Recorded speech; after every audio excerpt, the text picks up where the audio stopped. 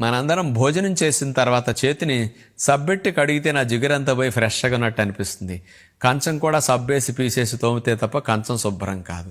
ఇలా ఈ చేతికి కానీ మూతికి కానీ కంచానికి కానీ జిగురు అవుతున్నది అంటే ఈ జిగురు మీరు ఇక్కడ సబ్బెట్టి కడుగుతారు, మరి లోపలికి వెళుతున్నది కదా మీరు తిన్నదంతా, మరి అక్కడ రక్తనాళాల గోడలకి జిగురు పట్టుకుపోతుంది కదా, ఆ కొవ్వు కొలెస్ట్రాల్ లాంటి పదార్థాలన్నీ లోపల పేరుకుపోతాయి. అందుకని ఇక్కడ కడిగినట్టు అక్కడ కడగలేం కదా. అంచేత చెయ్యి సబ్బెట్టి ప్లేట్ సబ్బెట్టి కడగాల్సి వస్తున్నదంటే మీ ఆరోగ్యానికి మంచిది కాదు. అందుకని భోజనం తిన్నాక చెయ్యి ఒట్టి నీళ్లతో కడుక్కున్న జిగురు అనిపించకూడదు. ప్లేట్ కడగటానికి కూడా సబ్బెట్టి కడగకుండా ఒట్టిగా కడిగిన జిగురు అనిపించకుండా ఉంటే మీరు మంచి భోజనం చేసినట్టు అనమాట.